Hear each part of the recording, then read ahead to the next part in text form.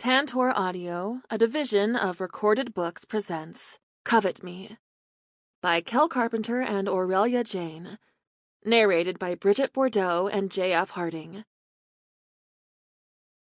You can't break someone who found strength within their own destruction. Unknown. Chapter 1. Nikki. I read a book once where the peasants banded together and fought back against tyranny. Those in charge took everything from those they deemed beneath them. They didn't care about the suffering caused by their actions. The common people in the story didn't take it lying down. They formed a militia, a movement, to take back their kingdom and everything the tyrant king had stolen.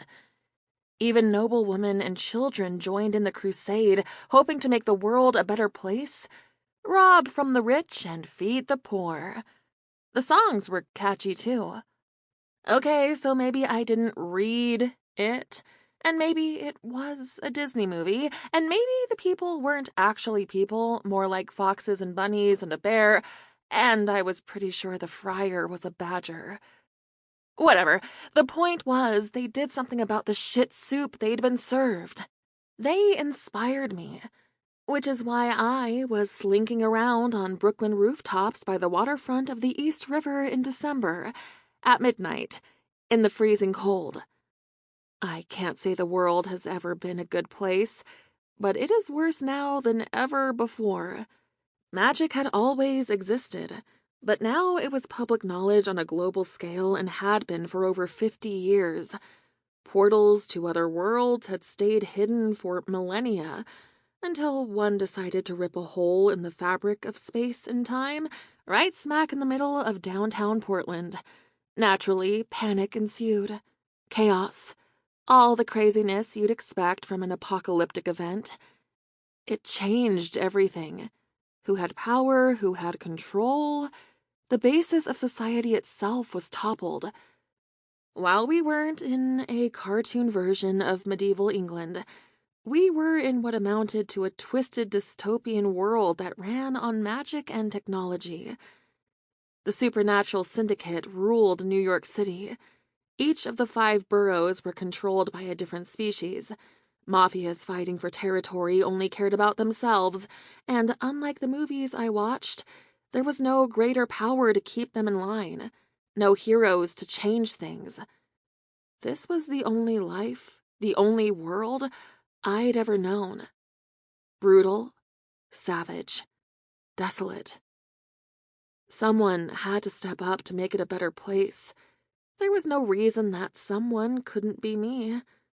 I learned the single, universal truth at a young age. What couldn't be bought was taken, and no one could do a damn thing to stop it. The syndicate leaders would do anything to keep every bit of power they'd stolen. My father included. He ruled Manhattan with an iron fist and zero mercy, as was the Shifter Syndicate's way, at least under his rule. That made me the maid Marian in the story, except I wasn't all that foxy, or a fox at all, more like an awkward mythic shifter with 99 problems. You're distracted. An elbow nudged my side, bringing my attention back to the real world. What?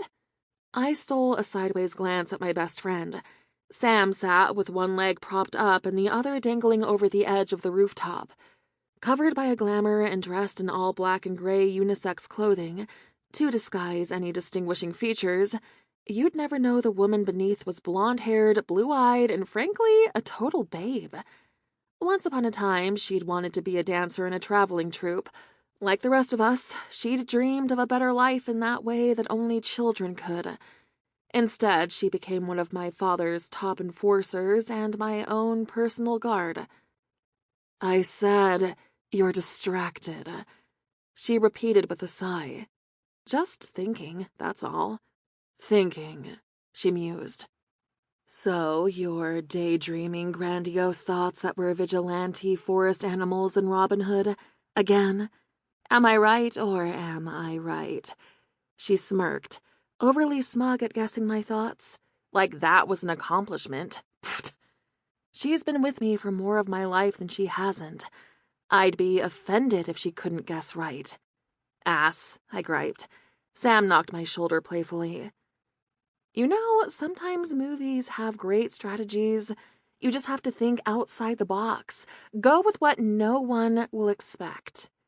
She shook her head, huffing a small laugh. Only you, Nikki.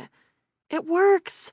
They're so crazy that normal, boring people like my brothers don't stand a chance. They get caught up in what's expected. I know you all think I have a few screws loose, but that's the beauty of it. Being unexpected is the perfect strategy. If we don't know what we're going to do next, neither do they. Last time we went with one of your strategies, you got jumped by pixies on the subway. They would have robbed you blind and left you for dead if Gabriel wasn't there. Thank God you're a phoenix. If your dad saw those injuries, he would have reamed my ass for letting you get hurt. And that's before he started looking into how it happened. The movement was almost jeopardized. But it wasn't, I sniffed. I healed. We got the kids out of those cages and to the safe house. It was fine. You're being dramatic. Oh, yeah? What about the time you were humming your own theme song so loud the vampires heard you from a quarter of a mile away? I was supposed to be the distraction, I insisted. That's hardly a fuck-up when I did my job perfectly. You weren't supposed to become the new target, Sam said, fighting to suppress a laugh and failing miserably. Well, being a badass doesn't exactly come with a manual. You were pretending to be Kronk. Let's not oversell what you were doing there. Everyone made it home in one piece. Well, mostly. I'm not taking responsibility for Lima's missing finger. He should have known better than to point at something with fangs. He wasn't exactly the brightest crayon in the box, if you know what I'm saying. Sam chuckled. I'll give you that one. But answer me this. If this is a supposed strategy, again with the air quotes, what was the purpose of egging on Foxtrot by singing I'll Make a Man Out of You while scouting last weekend, Well, she might have had a point there. Not that I'd admit it. He needed motivation. Dude thinks he's so big and bad because he's a crock shifter, but he can't admit his weaknesses and he can't climb for shit. Uh-huh. Someone's gotta give the wannabe badasses a dose of reality before they get hurt. Why not me? I'm doing them a favor, really. I rest my case. I pursed my lips. Do you now? Do you really? She shook her head at me, hiding the way her lips tried to curl into a smile. You're no longer bouncing your leg like it's hooked up to a car battery, so yeah, I'd say my work here is done. Want to talk about what's really bothering you? The transition from snarky to sweet wasn't unusual for her, at least not with me. Sam knew better than anyone how to get me to open up when I'd rather be lost in my head. New moons just made me jittery, that's all. You've been out on new moons before and not been so restless, she said gently. It's nothing. I added a grin for effect, but I'm pretty sure she didn't buy it. Rubbing my hands together for friction, I released a sigh. Bad time for my mind to start wandering. Thanks for pulling me back. Sam rubbed my back and then reached over to grab my gloved hand, holding it in hers and squeezing tight. A shadow of warmth reached my palm through the fabric. It's just reconnaissance tonight. In and out. They'll never know we're here. Nodding, I kept my eye on the pier in the distance. I knew tonight was just listening in on the meeting about to occur. Sam and I weren't even the two directly in the line of danger this time. We were backup more than anything. Still, something about being out on the night when my power was at its weakest was nerve-wracking, also stupid. If anything went wrong, I was about as useful as a human. Slightly faster, resistant to fire, and able to heal from anything, but whatever strength my shifter genes lent me was zilch. I wouldn't let that stop me. This city needed all the help it could get, and I wouldn't hide in my bedroom. Passivity was a luxury, and I was one of the rare few who could afford it. I refused to indulge when I could be part of the solution. Still, telling myself all of that did nothing to stop the creeping dread that was taking over the longer I watched the two soups in the distance. They stood beside metal shipping containers with their backs to us, talking to each other while waiting for my dad and my brother to show. Alexander was the second oldest. He had a tough, no-nonsense demeanor, but he was also the calm and collected one between my father's preferred sons. Neither a pushover nor easily ruled by his emotions. He knew how to be the face of the syndicate. My other two brothers were as different as night and day. Gabriel was warm and gentle, too gentle for this world or the family we were born into. I loved him with all my heart, and he reminded me that good still existed. If Sam was my best friend, Gabriel was my lifeline. He gave me hope on my darkest days and was sometimes the only reason I could drag myself out of bed to play the part of a perfect mafia princess. My father thought him weak, a disappointment. He had a formidable shifter form, but his temperament was better suited to, well, me. He was a peacekeeper and knew when to keep his mouth shut. While he couldn't escape the family business, he was given duties that many would consider humiliating for a son of the greatest crime lord this city has ever seen. My eldest brother Ty was another story entirely. Wherever he went, blood followed, along with sweat, piss, and strewn limbs. There was a reason they called him the sadist. He was the heir to the Shifter Syndicate, should dear old Dad ever retire. My father was, well, my father. He loved his family deeply and took care of us, but he was also a syndicate leader, and they were all ruthless to the core. Headlights shone in the distance. Cars pulled up to the pier. Sam looked at the watch on her wrist. 20 minutes late. Right on time. I snorted. It was very much a ward power play. Dad liked to say that it established dominance. Personally, I thought it just made him look rude. Here we go. Flinging my legs over and dipping behind the ledge, I pulled binoculars out of my small bag. They were old but functional. Most supernaturals had good eyesight, and I was no different, but we were far enough away that the extra boost was necessary. Spotting the duck shifter floating in the water, I smiled. Lindsay is in position. Sam hummed in response, inching off the ledge and tucking herself behind it to stay out of sight. Crouched beside me, she peered through her own binoculars, checking for our other lookouts and making sure they were where they needed to be. She grinned when she found Lindsay near the docks. Look at her cute little duck butt. She's a duck. And? Mates are weird, I mumbled, and she huffed a small laugh. You'll find yours again one day. Sam nudged me with her elbow reassuringly. I wasn't so sure. Not when I refused his rejection before he ran off. If I were smart, I would have accepted it, letting the bond break. Apparently, I was a glutton for punishment in more ways than one. I won't hold my breath. If fate has any kindness left in her, she'll leave me alone. My heart had been broken once already. I wasn't in a rush to feel that again. Staying single and having cats for company was a safer route. Fate gave you me as a best friend, so she can't be that bad. Rolling my eyes, I sighed. Fine, point to you. Fate managed to not screw up one thing for me. Here he comes. Sam whispered while we watched my father exit the vehicle and talked to the two strangers. A few moments passed. Alexander still hadn't arrived. Where's your brother? None of the cars were his. I scanned the docks to see if he had ridden with someone else. Beats me. He said he'd be here with Dad. I tried to get as much out of him as I could, but you know how tight-lipped he is about family business. When the most he would tell me was their meeting with the Fae Syndicate at night, it didn't give me warm fuzzies.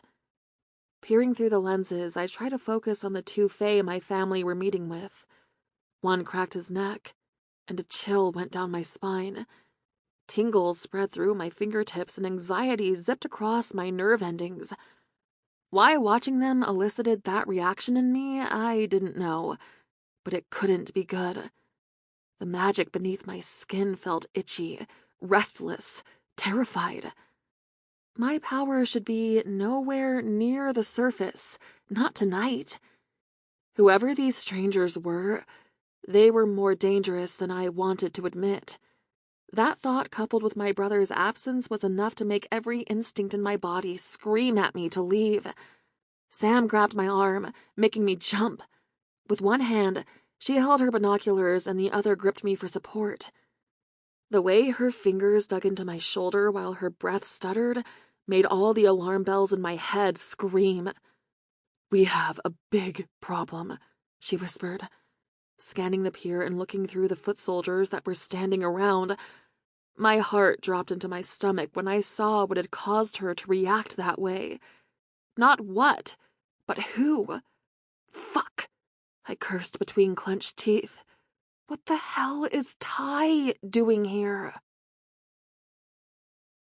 Chapter 2. Adrian. "They're late," I mumbled, shoving my hands into my pockets while I scanned the old greenway, searching for signs of the shifters we were supposed to be meeting. The waterfront and piers in Brooklyn had once been teeming with life, a center for conducting commerce and trade, with vessels moving in and out daily, walkways and parks lively and bustling with city residents as they strolled, taking in views of the bridges in lower Manhattan. That was no more. The New World wasn't as simple.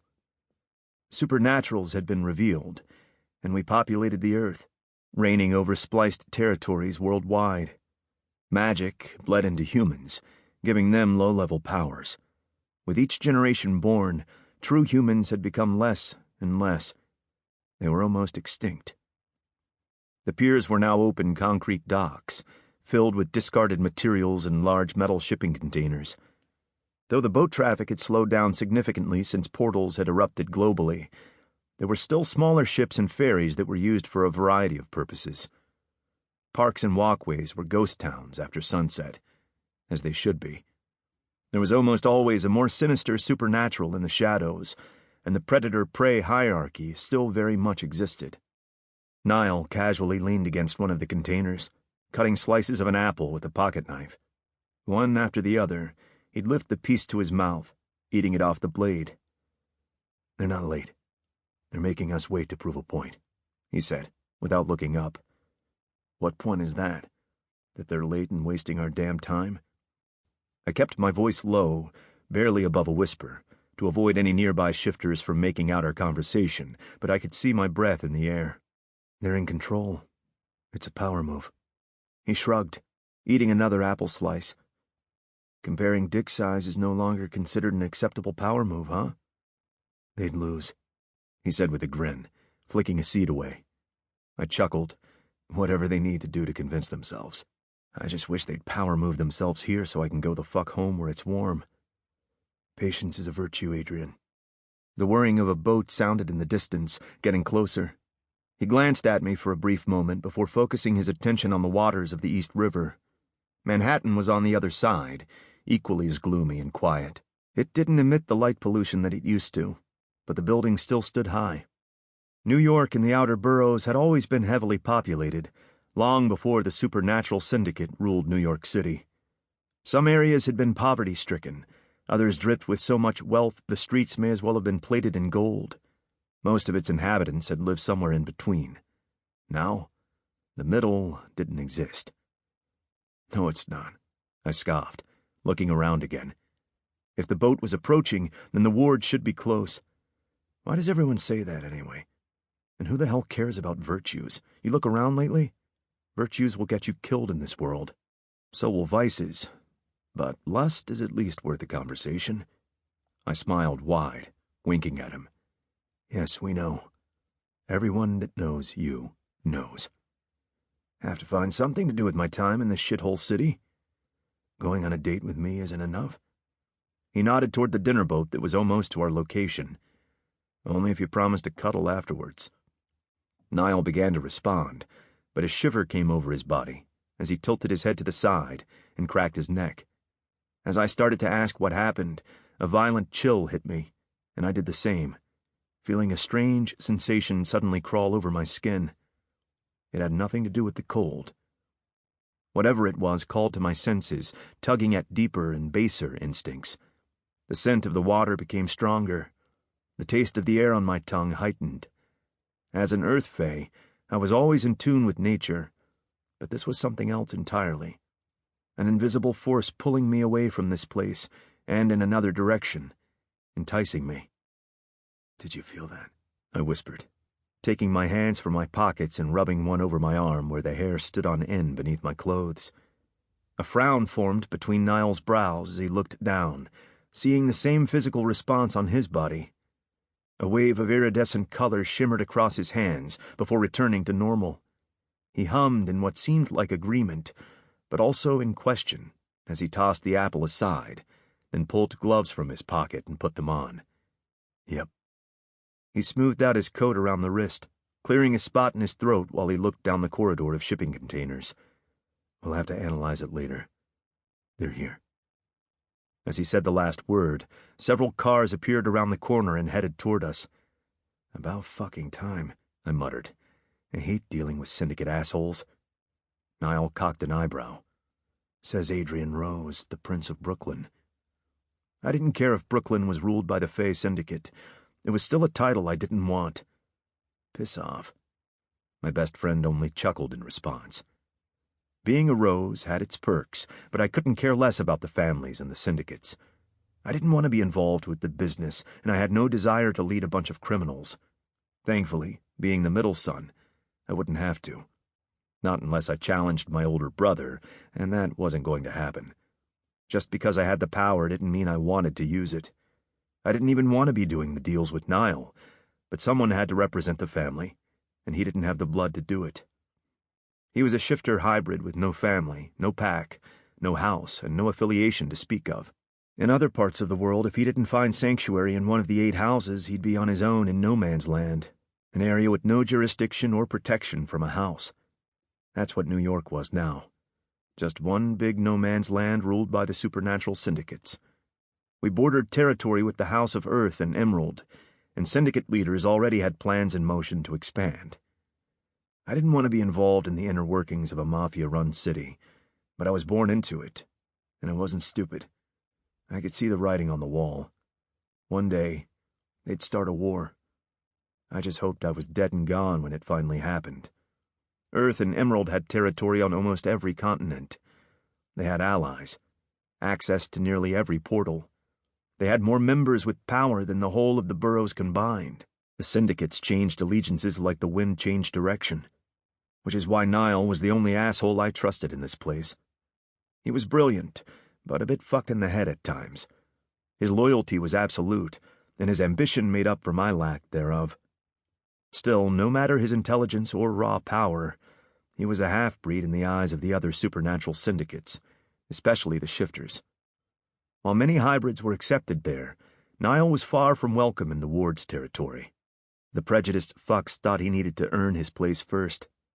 An impossible demand if there ever was one, but that didn't stop Niall from reaching for it.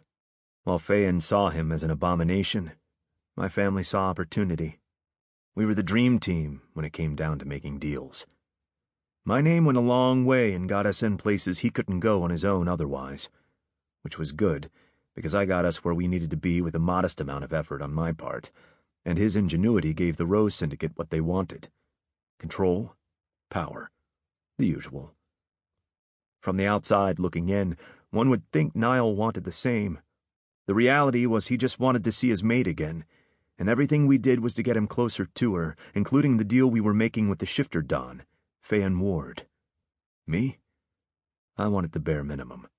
In no particular order, an unrealistic romantic comedy film, aged whiskey, a good lay, cake. And to be left alone. Right now, I'd settle for getting the fuck out of here. The dinner boat cruised in next to the docks, then anchored itself, waiting for the rest of the party to arrive. Could they drive any slower? I said through clenched teeth. This isn't a power move. It's just fucking rude. Their cars pulled to a stop near us, and the doors opened. Faye and Ward exited the back seat of an SUV, buttoning his long overcoat and adjusting his cufflinks before he approached. Cufflinks at a midnight meeting. What a prick. "Adrian Rose," he said in greeting as we shook hands. He glanced at Niall, nodding once but not touching him. "Niall." "Fayen." He responded casually as though neither of us had noticed the leader of Manhattan was almost 20 minutes late. "Pleasure, as always." Pleasure my ass. Niall had it out for the mafia leader more than he had it out for those that had wronged him in the past. His mate was Fayen's daughter, and he wanted nothing more than to be near her again. The years of separation had significantly strained his power and control. All supernaturals that had mates were pulled to them, but shifters had a connection to an animal, and animal desires ignored logic. I didn't know how any of it felt. I didn't have a mate. I'd promised my best friend that I would do anything I could to help him get to her again, including working deals to give us intel and leverage on Fayen and the Shifter Syndicate. Every move we made was calculated. Tonight's exchange was no exception. "There's been a change of plans, gentlemen," the mafia leader began, gesturing to the vehicle fleet. "Alexander couldn't make it tonight, I'm afraid." It didn't take me long to figure out there was more to his statement, and I groaned internally. Niall's nostrils flared when the car door opened, indicating he'd caught the scent. Ty Ward was here. Most of the time we dealt with Alex, and while neither Niall nor I liked any of these people, we preferred him. He was still a Ward, but he was the more level-headed of the brothers. Ty, on the other hand, well, I could go a lifetime of never seeing him again, and it would still be too soon. "I didn't realize he was needed to complete our transaction, Fayen. Are the shifters losing trust in the Roses?" I asked, trying to understand what game he was playing. "Of course not," Fayen answered with a crooked smile. "That would imply there was trust to begin with." "Touché, motherfucker." "Evening, boys," Ty drawled, shutting the door after he exited the car. The sound echoed around us, lacking any tone whatsoever. Half a dozen of his foot soldiers got out of various vehicles and followed. "Ty," I greeted, walking toward him. "Been a long time. Didn't expect to see you here." "Well, you know how much I like surprises." Extending his hand to shake mine, I reluctantly accepted, then inclined my head in the direction of the men that came with him, acknowledging them as my form of hello. "Don't we all?" Niall said casually, shaking his hand and looking at Ty as though his presence wasn't thoroughly unwelcomed. I didn't like surprises. I hated them, and I despised this one. Niall didn't care for it either, but you couldn't tell from his calm demeanor. Whatever weird sensation that had happened right as Fayen showed up began buzzing across my skin again. Niall's too. He tilted his head to the side, as though he was stretching his neck, but I saw the action for what it was. The feeling crept over my body, keeping me on edge in an already twisted situation. "Incoming," Niall muttered under his breath. The final car arrived, completing our dinner party. Its occupant was another reason I hated dealing with this group. No, I didn't like this particular pack of shifters. I didn't like anyone in the syndicates, and I especially didn't like the Fae I had to be involved with. More specifically, this Fae. Seconds later, I caught her scent. She'd exited the car and came toward us, her hand in her back pocket. Her bright red high ponytail swished as she walked. A high Fae with stunning cheekbones and cruel eyes. An ex. "Jackie?" I greeted her through clenched teeth. "Adrian, Niall."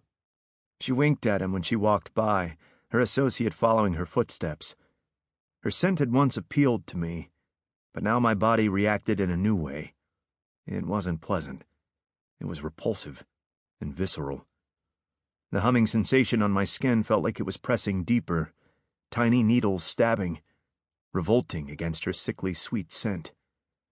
Right. Shall we? Niall asked. Sample complete. Ready to continue?